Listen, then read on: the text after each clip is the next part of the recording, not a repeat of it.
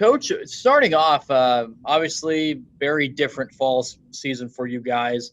Yep. How are you guys making the most of what you guys have, I guess, at this point? Well, in typical Coach Willie fashion, man, we didn't skip a beat, man. We jumped right into it.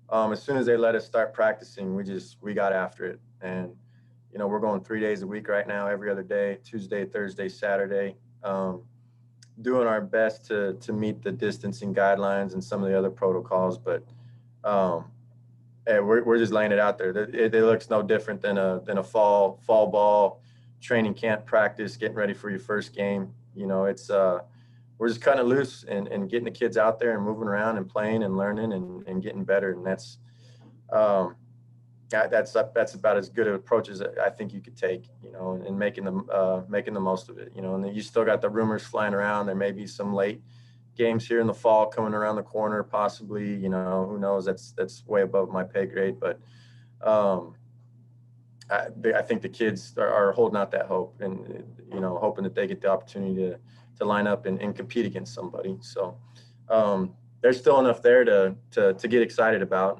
and keep the kids focused and working hard. I was going to say, why are you guys going forward with fall camp, fall practices? Because you guys don't have to at this point. I mean, it's kind of up to you guys. Why, Yep. why are you guys? Yep. Big piece of that is just giving the kids an opportunity to get better. When you sit back and think about it, we missed out on a spring football. We were going to start spring practice the week the kids went home after spring break, and so big picture wise, we're almost going on a year without having snapped the football as a program. And so that was important to us, because, again, different than from most programs in the country at our level, our kids, about 90% of our kids were here all summer and worked hard through June, worked hard through July. Our freshmen that came in this past class got to come at the beginning of July. And so these kids have been working hard for a while, and we wanted to have some sort of payoff for them. And so just that opportunity to get the pads on and play some ball was, at this point, was enough of a reward for them and for us too. We were itching to just get out there and coach as well. So we didn't want to miss out on that opportunity either, because we didn't know what these first few weeks were going to look like. You don't know if you have some flare-ups on campus and administration chooses to go virtual or something like that. And then all of a sudden, that opportunity of a fall practice is taken away just like that. So, in our eyes, the sooner the better. And so far, it's seemed like the right choice. I think a lot of times, or especially early on, it kind of felt like everybody was kind of pretending that college students, high school and younger, didn't know what was going on or didn't know how this would work. Reality, they know how this all works. Yeah. How are you guys, or how did you guys create the plan of giving these guys something to push for? Like you said, they worked all summer, and there was never really a guarantee that there was going to be a fall sports season. I mean, the hope was there all summer. I mean, you guys, they might have pushed it back, kept pushing. Yeah. But there was never that guarantee. So what really pushed you guys to push them? I guess just a little bit of hope of the possibility, and also just I think a staple of this football program and something that Coach Williamson's been building for a few years now is just we work, and we go to work, and this is part of it, and just not knowing any better. Why sit around and feel sorry for yourself when you can come together and find a way to get better. All this is not for nothing. Say, even if we don't play this fall and maybe we don't play in the spring, these kids are still becoming better football players and still finding a way to push this program forward. And I promise you, when it comes time to snapping the ball, whenever that may be, whether it's in a few months or a year from now, this team will be improved, and we're going to be able to look back on this body of work that we've put together. You talk about just the work that these guys put in together just the summer. Did the story with Coach Gonzalez and that secondary group about the book club and stuff. That's something, and they talked about it, that you don't really see athletes, football players doing book clubs and doing stuff like that. But maybe a silver lining in all of this is just how much closer maybe the guys have gotten through this. Have you seen kind of that same feeling too? Some of that, a lot of it is kind of filling a void too, right? We're always around each other. There's really, I don't know if you necessarily need all those moments of, hey, there's these great moments of bonding and all that. Is our time has been different, right? And filling that void, just these are the type of people we are, right? We're always trying to better ourselves, and there's this huge void there. We had time, and we had nothing but time there for a while. And so, how can we still get better? We can't be together and can't be within 6 feet of each other, or whatever it may be, but we still found a ways to get better. And I think that's a great example with Coach Gonzalez. Doesn't necessarily have to be about becoming bigger, faster, stronger. Let's find a way to grow mentally. And I think that book club was phenomenal. Some other things, heck, I found I bought a boat.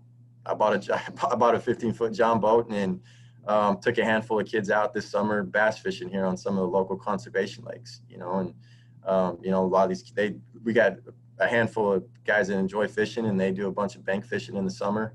When they're here training, and they got to fill the rest of their day. They may have a little part-time job, but they want to go train. And I enjoy fishing, and I was like, hey man, that's a great opportunity. Let's throw them on the boat, and we'll go putt around and catch some bass. So I think it was more of that. We're always around each other, and we're all pretty close, but it's just kind of finding ways to fill that void in a constructive way. Do you feel like this is given an opportunity for you guys are, like you said, already around each other, but maybe get even closer than what you guys thought you could be, like just going fishing or just spending more time with the guys? I mean, you guys are always together, but you're more time. Yeah, and we came back at this summer at a pretty unique time in history, right? I mean, we're seeing things now in the news and politics that we're all going through this for the first time together, and so those opportunities to learn and go through those experiences is you learn a lot more about each other, backgrounds and stories, and finding ways to grow through times like these has been great as well. So yeah, definitely from that aspect, I think we've had a few moments here as a program where we've come closer through all this. For you personally, where do you think maybe you've grown maybe the most through this? Like you said, we're all kind of going through this together, and there's a lot of still unknowns and questions that no one can answer. I guess what have maybe you learned? Yeah, I don't know. It's a good question. I don't spend too much time reflecting on me, and maybe that's a part of it too. Is you find yourself. I guess I'm getting old, man. I'm starting to think about the kids a lot, and first it was when they went home, were they in a good spot? Was home the best place for them, or were they getting the same things at home that they could get here? With the meal plan, with housing, and all those sorts of things, and so I've spent a lot of time reflecting and checking up on those guys, and then when they came back this summer, it was the NCAA allowed us a lot more time to spend with the kids from a football coaching aspect, and I get from that. I guess from a football standpoint, if you look at it from there, one thing I told I coordinate the defense, but I also coach the safeties as a position group, right? And one of the first things I told those kids is I wanted to be a better position coach for them. My first 2 years as a coordinator, I was probably a little too concerned about the bigger picture and wasn't spending enough time with them individually and making sure that us as a position group was solid and on a good footing. And so this summer, I think I really took advantage of that time and invested a ton of time into that safety group as individuals and as a position group to better them and to make us better as a whole, which, in turn will improve the defense on its own. So that kind of bit of growth for me is something that I can look back and point a finger at for sure. Getting a little bit into your background too. Yeah. I guess going back, what really drove you into coaching? I mean, I know it's pretty kind of maybe a broad question, but Yep. what got you here? Yeah, I think I'm a bit of a realist, and it's been like that for a very long time. So even I can think going into, leaving middle school and going into high school, and just being real with myself and my abilities, it almost to a fault. I was like, hey, I'm probably not going to be the famous guy on the TV in the NFL or the NBA, and no matter how much I love playing the game. And it was like, well, what's the next closest thing I could do to staying a part of the game for as long as I could, and kind of just naturally fell into coaching. So, I mean, you could have asked me, I think from middle school on, what did you want to do when you grew up? And I would have told you I wanted to be a ball coach, which is, I think, kind of unique. I didn't come from a hugely athletic background. None of my folks coached or anything like that, but it's just something I always wanted to do. And as soon as I graduated and got done with college, I, just attacked it right out the gate, and kind of slowly been building my way up the ladder since then. So, What excites you the most that you see from this group right now, this defense that you have? yeah, just the growth, man. We're going into practice 7 tomorrow, and last year uh, we were pups. We were pups. It was majority first time starters, first time players, and then MIAA. Had a handful of returners, but majority um, first time experience coming out the gate. And at times it was deer in the headlights.